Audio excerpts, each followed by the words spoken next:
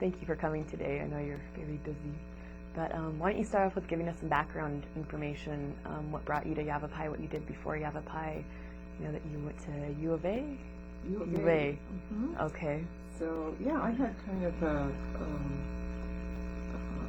interesting start in that I actually grew up in Prescott. Oh, really? And so I grew up in Prescott when there wasn't a lot happening. Uh-huh. There wasn't the place to be. Right.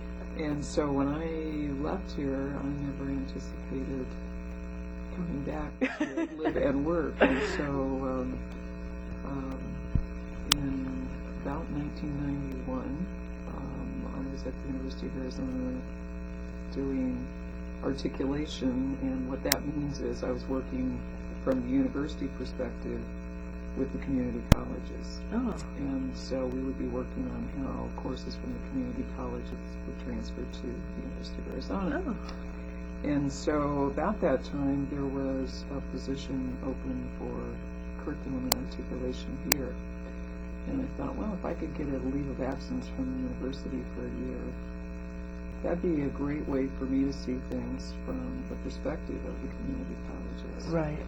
And so that's what I did. I actually came here with the idea that I would just be here for a year, and loved my year here. And that didn't really have a lot to do with the fact that I grew up here. I mean, that was Right. kind of an added bonus. But the area had changed considerably, but I really enjoyed the community college. I felt like your ability to be part of the entire organization is far more real here. When you're in a university setting, it is so big that everything is kind of, just a series of islands. Mm-hmm. And so after my year here, they asked me to stay, and I thought, I can't go back. So here I am, almost 17 years later. Wow. Still here and loving it. Good. That's important. Well, that's interesting. So yeah, I was just going to make a little stop here and then go back, but I guess there's no going back. No, there's no going back. So when you came to Yavapai, what were I understand that you were the curriculum specialist? That was my job title, and what I did was work with faculty on developing curriculum, Mm-hmm. Whether it was just an individual course or a whole program, and then worked on articulating our courses with the universities. Mm-hmm. So it was a wonderful way to get acquainted with the college community, because I got to work with faculty throughout the district. Right. And it's really kind of a fun role to be in, because people are creating things, and so they're excited about it. Right. And so I would help them with the process, maybe some research about it, with the articulation piece of it. What was your biggest challenge with that portion of it, if there is any? Biggest challenge probably were our systems, because Really? It's not exactly intuitive, and so figuring out that piece of it, the people part of it, and the faculty interactions, that was great. But the systems were a little archaic, and so we worked on upgrading those. Oh, that's good. What other roles did you hold? So after you were in that position, you kind of moved up the administration ladder, or how did that work out? Yeah, it's kind of just evolved. I'm somebody who doesn't like to say no, so I've done a variety of things, and soon after I was here, I was asked to be one of the co-chairs for our accreditation self-study, so I spent a good period of time involved in that. And then I sort of evolved into an assistant dean position and took on more than the curriculum, more operational kinds of things. Right. And so little by little, I just eased my way into different positions. Dean of Instruction at one point in time. Uh-huh. And then when Dr. Horton came on board, he decided he would like to have a dean for every campus, and so I became the dean for the Prescott campus. But all that time, I've always retained the oversight of curriculum, which I do to this day. Really? Actually, we now have another individual, in this case Jenny Johnson, whose overall responsibility is curriculum, but she reports to me and we work together on that. So I've always been able to keep keep that part, which really is my first love. Right. So and Throughout the years too. yeah, That's incredible. Yeah, so I've always had that sort of connect as I worked my way into doing these other things. Wow. So. That's great. What was the political structure like between administration and faculty when you first came here, and how's it evolved over the course of your career here? It's been quite interesting. That's what I heard. The first year I came here was very interesting because the faculty took a vote of no confidence in the president at that point in time, Dr. Paul Walker. Right. And here I am thinking I'm just going to be here for a year. I don't know any of the issues or the dynamics, so it was a very interesting year to watch this whole thing unfold, which became a very community public event. Right. We had meetings that were in the gym. It was just wild. And because I had not been here before all of this happened, it was very interesting just to be an observer. Right. And to watch it all unfold. So it was a very interesting first year, but as you can see, it didn't scare me away. Right. You're still here.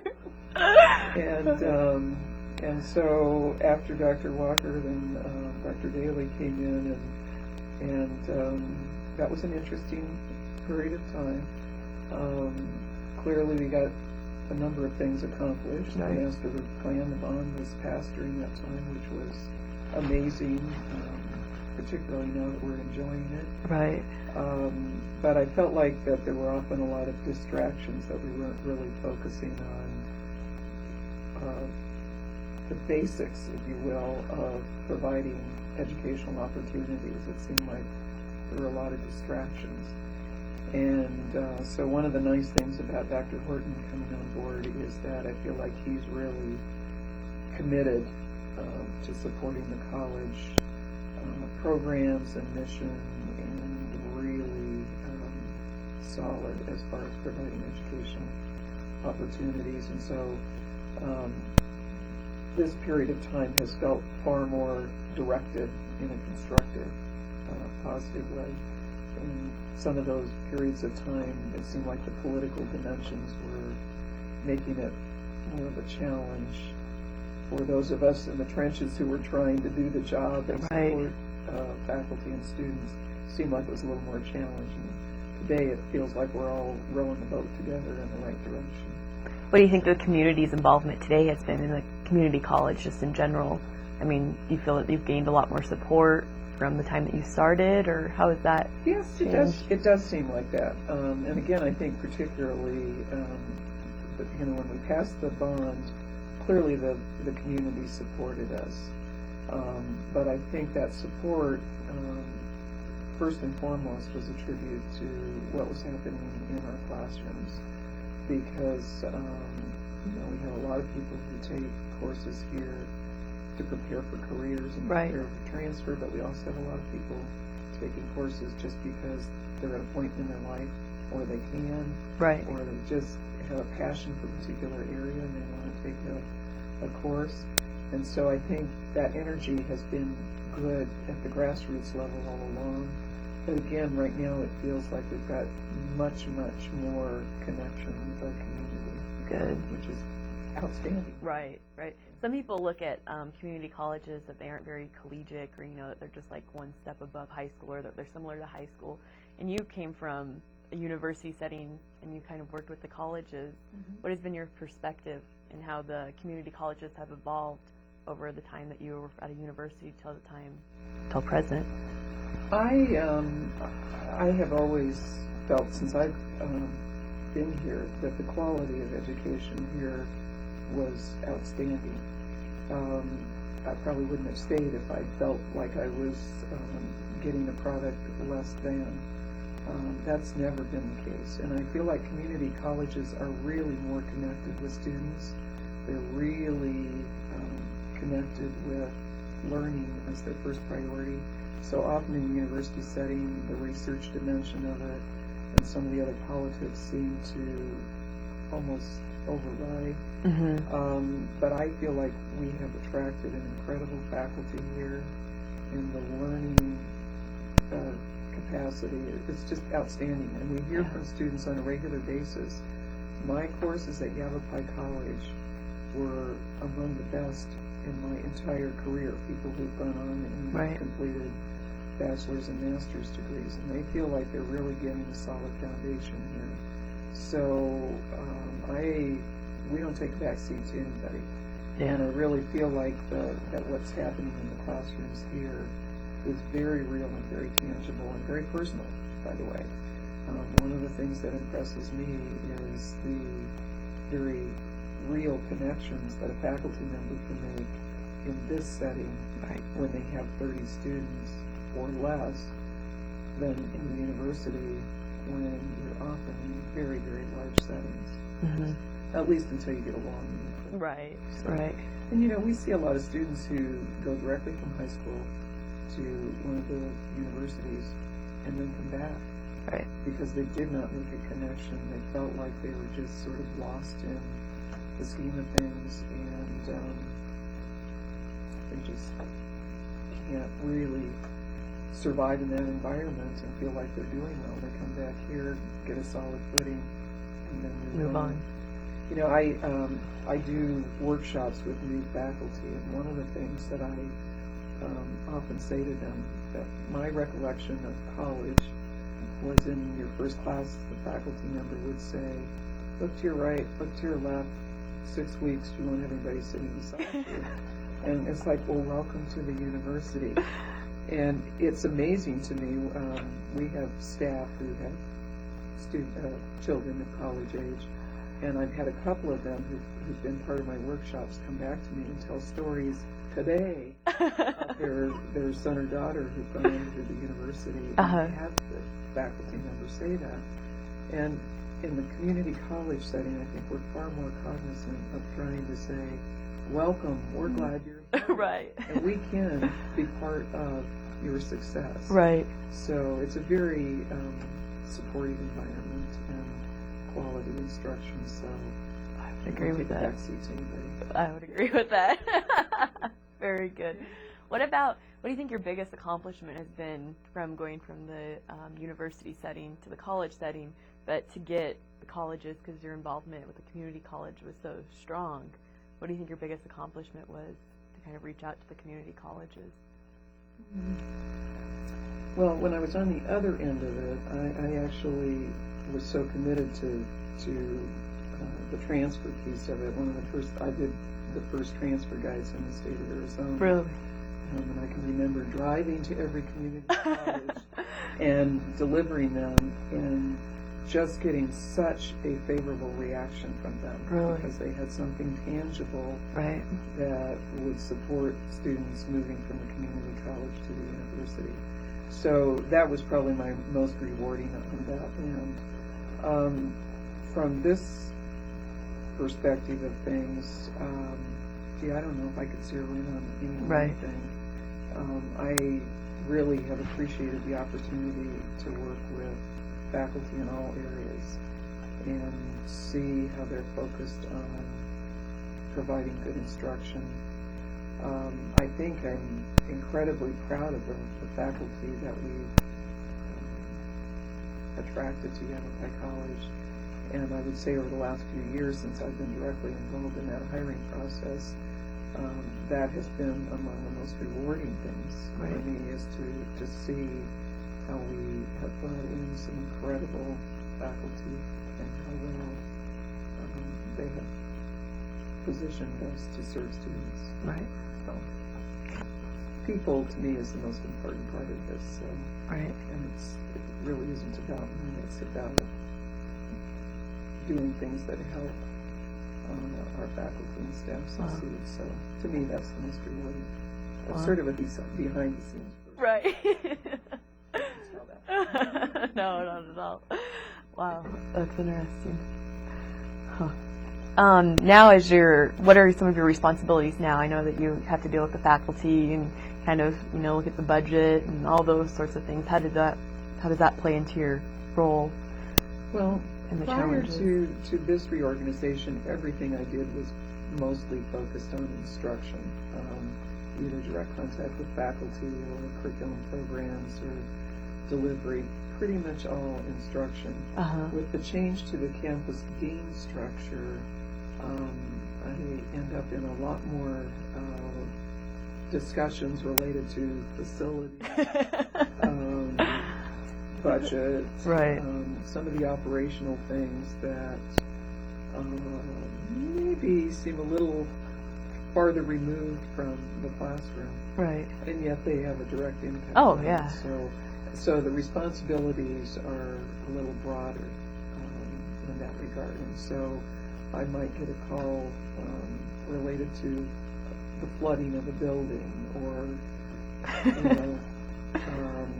a student being ill, or broad a range situation that I might not have before. Right. So it's a broader range of items that come up on a daily basis.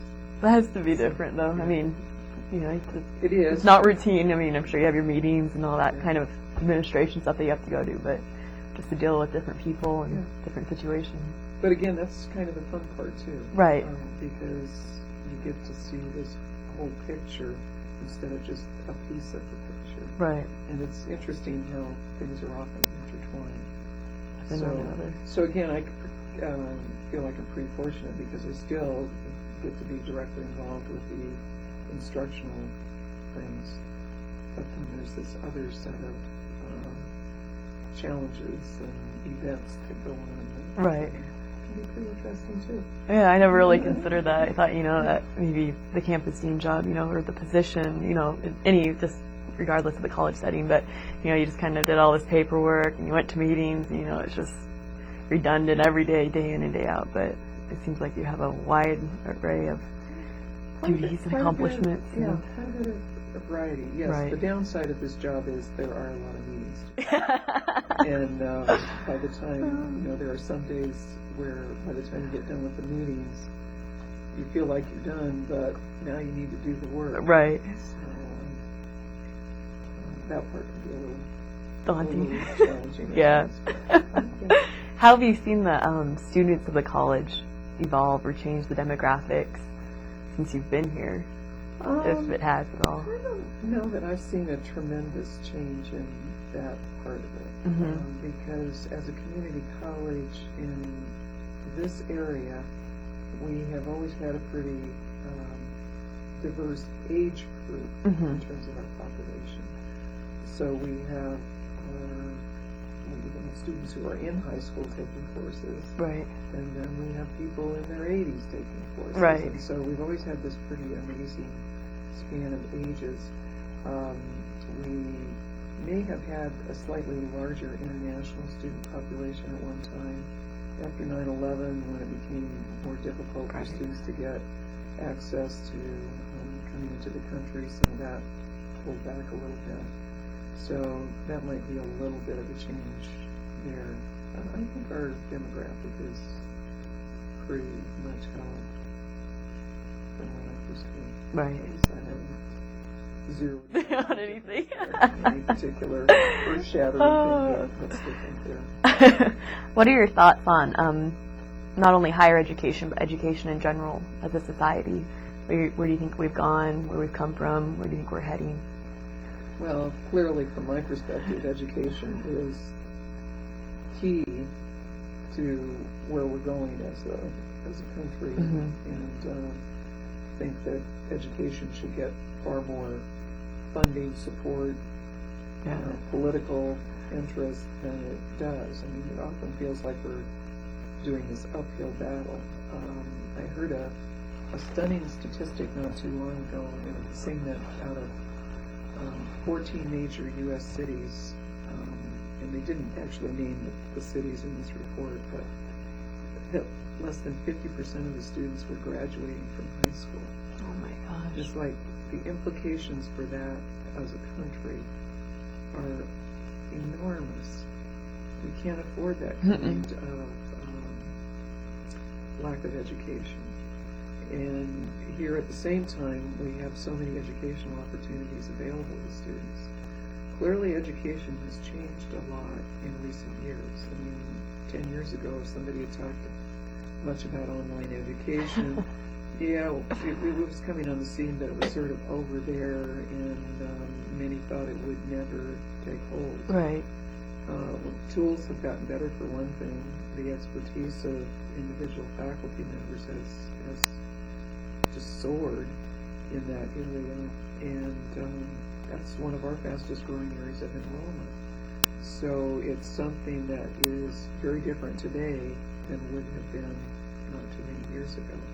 And I expect that pace will accelerate in terms of access to education. When you think about it, a few years ago, the knowledgeable professors and the books were sort of, almost tightly controlled. Right.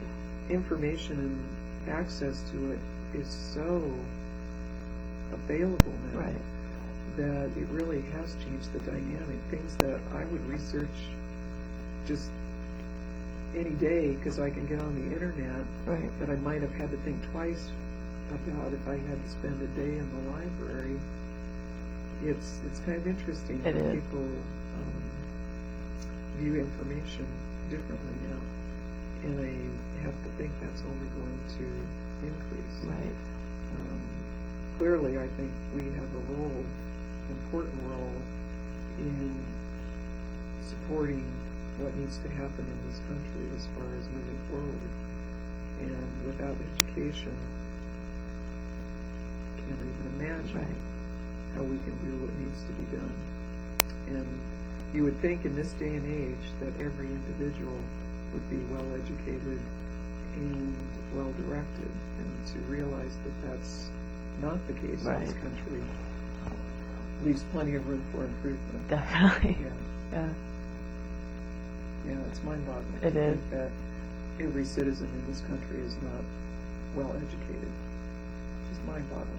But they aren't taking advantage of the opportunity that's given to them. Because in a lot of countries, they don't have access to the type of education that we can provide. So, that's a scary thought. For whatever reason. I mean, and again, we seem to be able to support prisons, and you're interested in criminal No. It's like growing business, No. but I'd like to see folks getting educated as opposed to incarcerated. Right. Good thought. What a novel thought. Right. What is the, you talked a little bit about the online classes and everything, and what do you think at first when I considered taking an online class, I thought it was kind of like a fly-by-night thing, okay, here's some information, and this is what you need to do, and do it. But actually, it's been a totally opposite experience. It's been a lot more challenging, and I've gotten actually a lot more out of it than I ever thought it's imaginable. What do you think that the community's support is towards that type of education? I mean, it is newer than the traditional classroom setting, and granted, you don't get the opportunity to, you get to know your teacher, but you don't. It wouldn't be the same as in a classroom, but it allows people to further their education. What are your thoughts on that? You said it's going to evolve, but what do you think the rest of the faculty, what's kind of their take on it in the community? I think there's room for multiple approaches. And we as a college have at this point in time not said, well, we're going wholeheartedly in online education, or we're going to do this many programs. We haven't done that. It really has evolved. And I think some areas right now lend themselves better to online than others. As the tools have evolved, however, we now see things that are online that a few years ago we would have thought no can do. We've got science lab classes online now. And students are doing well, and the instructors have done incredible work in terms of setting it up. Now, does that mean that everyone can be successful in that environment? No. So, we've really looked at that as that's just one different delivery. But I've seen plenty of accolades from students who said, I would not have been able to take a class at all if I wasn't able to do this online course because of my work schedule, my family obligations. This has worked out well for me. So, do I think there's a place for it? Absolutely. Do I think it's good for every student? No.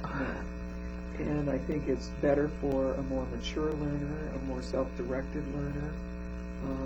Some students will just drift if they're in that environment.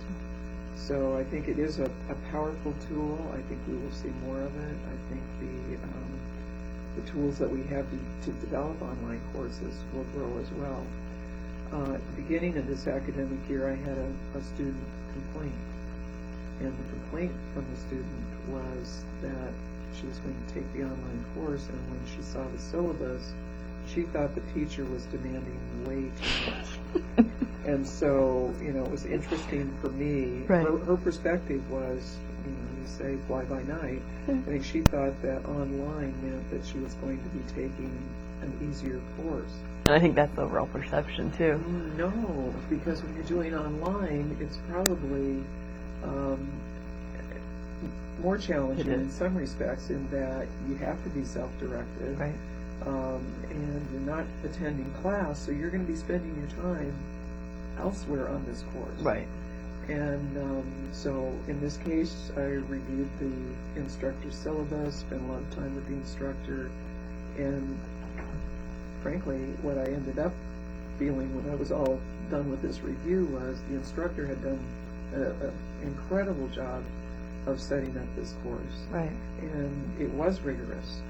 But we expect the course to Right. be rigorous. Right. And it was a prerequisite for other rigorous courses. So if a student had not got what they needed in that course, they would have been disadvantaged all Right. the way along. And so, yeah, you know, it's just a reminder that it's not easy or easier than another course. It's a very challenging college level course. Right. Some of the good that I've seen about it, though, is that from a faculty member standpoint, I've heard faculty say, oh, I had to think so much differently about how to set up this course because I won't have that same interaction with the students. So if they have a glazed over look and we're in the classroom, I can key in on that and I can say, tell me what you don't understand. Right. Or what do you need clarified. I can't do that in an online environment. So it means that I have to be very, very clear in my directions. I have to have the right kinds of resources available. Right. And so I've enjoyed hearing faculty describe the work that they do as they're thinking through an online course and all the different dimensions of that. So it's not just about getting the content out Right. there. I'm trying to anticipate how the student will see this and view it and react to it and make adjustments. Right. And consequently, I've seen very, very well done courses. And the courses I'm seeing today are leap years ahead of where we started. So many of our online courses initially were mostly text-based. Now people are including video streaming and so many different dimensions into their courses. It's just amazing. And I think not only that too, but the communication aspect of it. I mean, you know, you email your instructor, they email you back, and the discussion boards. And I mean, from a student's perspective, it makes you think more about what you're actually thinking. It's not like, okay, well, this is how it is, you know, and it makes people get more involved in discussions, I think. Put a little strain on faculty because the other thing that happens here is that students can email them 24/7. Well, as a faculty member working with multiple classes and multiple students, they may not be able to respond as quickly as a student might like, and so sometimes they have to sort of set some parameters about, I may not be responding to you at 3 a.m. I'm not just leave. And I do think more students are, rather than office hours, if students had to actually go visit a faculty member in their office, they might be able to talk themselves out of it. On the other hand, I think a lot of students now are communicating through email and feeling that works both from a time perspective and maybe a confidence perspective as well, to get feedback from the faculty member and have communications. So everything, there's some good and there's some some challenges. As we've seen. But, you know, and then there are courses that people want to take, like art. Well, I probably am not going to take an online course if I want to learn how to do ceramics. Right. Then there are folks who thrive on a good discussion. If I took a philosophy course online, I might like that. Another student might say, but I'm missing this human discussion content that's Right. just not the same in the online discussion board. I want to be in a class. So I think there's room for different delivery modalities. Absolutely. And I think that feeds into our awareness now of learning styles, that people learn differently and teach differently, and so we can accommodate multiple needs and interests. Right. To reach a more broader Right. student. But the other part of it too is that we're in a society that clearly technology is here to stay. It's not going to go away. Right. And so I think it's good for every student at some point in their educational career to take an online course or a hybrid course so that they can experience that part, because I think there's a good chance somewhere along the way they're going to be doing something like that for their own professional development or Right. continuing education or other dimensions. So I think it's good to have at least a little bit of that in your educational background. Right.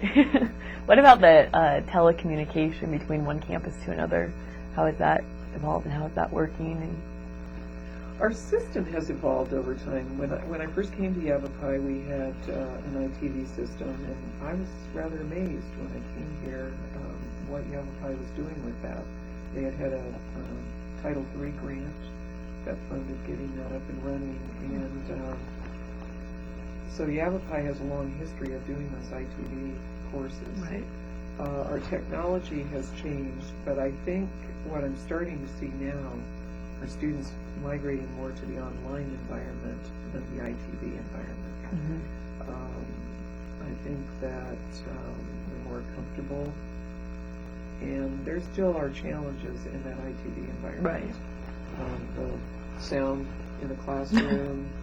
I think there's the potential that you feel more connected when you're working, let's say, in a chat room or a discussion board, than sometimes when the instructor is in one location and I'm sitting in a classroom Right. in another location, the instructor isn't there. So I think there's some challenges that remain with ITV, and I think students, I see them migrating more to the online. Right. That option. Right, exactly. Some of our classes, we haven't moved them into that environment. Nursing is one where we haven't figured really how to do it all online. Right. So we continue to use that ITV environment. In those cases with nursing, we have an instructor in both locations. Oh, So that helps. right. So they don't feel isolated. Yeah. And in some of our other areas, the instructors make a concerted effort to originate the class from a different location, so they're not always on the Prescott campus. They'll drive over to the Village Right. on occasions. So. That could be a challenge Yeah, too. yeah. So, that was our earlier foray into technology. And clearly, when we first started, we had to have operator technicians. Oh, in really? the TV system. Now they are run by the instructor, and then we have a help desk that can intervene if they need to. Right. As well. So it's more dependent on the instructor as opposed to an operator. Yeah, I think that'd be interesting, having another operator Yeah. running the class. Well, we had a control room, and we always had an operator Really? sitting there. Yeah. Huh. So it was a different environment. Right. Wow. You've been through a lot. Some people say that you're a survivor just with all the reorganization and the structural changes of the college. What are your comments to that or your feedback? Well, I guess I am a survivor. And that, gosh, with all these reality shows, that makes it sound really glamorous. Certainly there's been challenges over time, but I do think one of the things I brought to the organization over time is some level of constancy Right. and stability. I tend to have a fairly even approach to things, and have enjoyed bringing sanity to the organization at some times when maybe it didn't seem like there Right. was sanity, and helping people keep focused on what we were really here about. So it's been kind of interesting at times, and rewarding nonetheless. Right. I had met somebody who had retired not too long ago in the grocery store and was introducing them to some colleagues. And it was interesting to me. She said that she had always seen me as sort of the stability of the college. And that it was just kind of one of those moments where I hadn't really thought of myself that way. It was kind of interesting that that's how she described me. So I hope I've been the calm in the midst of some of the storms. Getting the pieces together. It's not been drudgery. It's been pleasurable because, again, overall, I really believe in what we're doing and was very committed to the organization and to the people.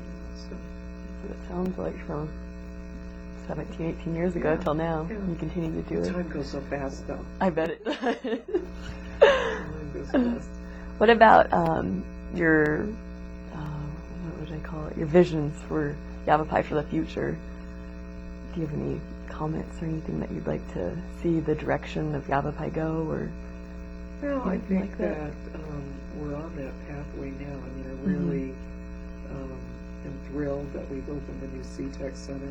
I felt for some time that our occupational programs were not getting the level of support that they needed in the new CTEC Center. We've now got automotive and welding, gunsmithing, motorcycle, variety of programs out there. It's amazing, and they so deserve that level of space and good quality facilities and equipment. And so that's an area that I'm thrilled to see us on. I see us growing more into healthcare kinds of programs. We've had an incredible nursing program, but there clearly are other medical healthcare kinds of fields that we would like to get into. It's very expensive to get into a lot of these, which is a challenge. But I think that my personal philosophy has been to support the good work of others.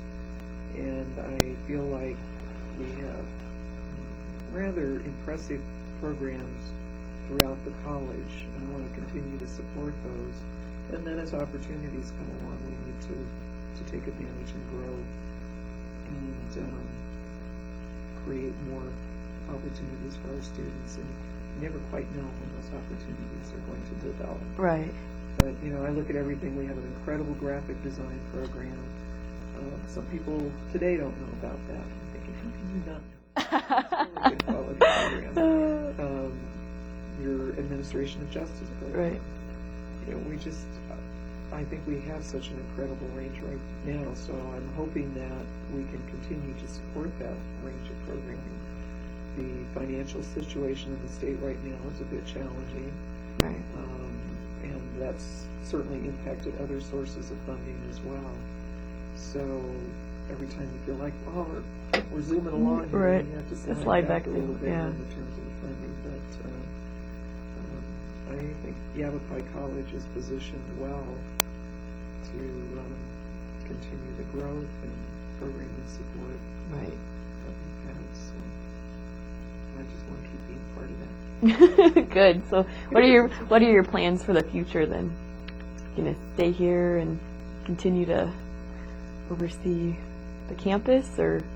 That's my plan. If I was going to move on by now, I would have.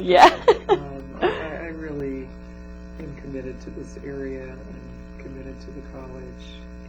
And again, if I would have thought 10 years ago that we would be where we are today, it's been just an incredible evolution of events.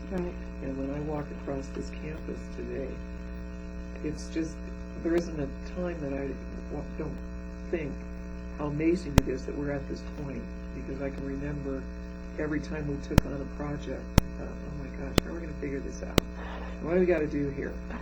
Building 4, that was where my office was at one point in time, and we were getting ready to do that with all the science labs. The logistics with all of that just seemed amazing. And I was at a meeting one day out in Prescott Valley, had an opportunity to see the new high school that they hadn't even opened. And walk in there, here are science labs that had not been used. Well, as it worked out, timing was perfect. They hadn't occupied the high school. We were able to move classes out there for a year. Was it convenient? No, it wasn't particularly convenient for students or instructors. Right. But we did it. And now, you know, the This is result what you have, is, yeah. So it's been interesting to get through that particular process. Right. And really to see how people can pull together and problem solve, be creative about how we need to do things and how we can make things work is just amazing. And so that's why it isn't the same thing every day. It's a very different job every day, and that's what keeps me coming back. Right. It's a challenge every day, and an interesting challenge. Right. Wow. Well, it sounds like you've had a good career then. It has been. It has been. And, you know, when you ask people what they want to, where they see themselves 5 years down the road, I kind of quit asking people that, because I thought, looking at my own situation, I wouldn't have probably ever envisioned mapping it out this way. Right. And yet I've taken advantage of opportunities as they came along, and it's been very rewarding. Finally, if you had one piece of advice to give students that are going to continue their education or go on to pursue different careers, what would be that one piece of advice that you've learned from your life? Well, clearly get an education. Right. There's no better gift you can give yourself than education, and also the realization that you don't just educate yourself once and you're done. You need to always be open to educational opportunities throughout your life. Be flexible. The world changes pretty rapidly. Right. And something that we don't even envision today in your lifetime will certainly be an opportunity for you. And so I always just think if you're positioning yourself the best you can in terms of education, awareness, open-mindedness, flexibility, then you're going to be able to take advantage of those opportunities. Right.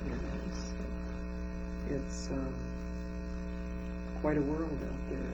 People are open to what's available, but education really is that foundation. Great. The gift you give yourself and keeps on giving. This is true. Very true. Well, I appreciate, that's all I have. Great. So I appreciate you coming and being a part of this. And they're going to be compiling it and putting it into the celebration for the 40th anniversary that they're having. So how many interviews are you doing? This is my last one. We had one from the first semester to kind of get people going, and then we had 2 this semester that were required. So we're narrowing down the list. It started, like this thick, and then we only have a few more people. So it's been a neat experience. Interesting. It's a good project. Yeah, it is. And it's so amazing that it's 40 years. Technology's been here. Yeah. No one would have thought that it would have come this far. Right. That is really the amazing thing. And I've known some of the founding faculty and hear them talking about how they had classes in the basement of the veterans. Right. And whatnot. And it's really pretty amazing to see how far the college has come. Right. Yeah. So we've had a chance to interview faculty, students. I mean, just a wide variety of people, and just what we've heard and what they've shared with us is incredible. That this is what it is today. Yeah, it is a pretty so story. It is. Well, good. I'm glad you're doing this as a project. Yeah. Well, I appreciate you coming, taking time. I know you're very busy.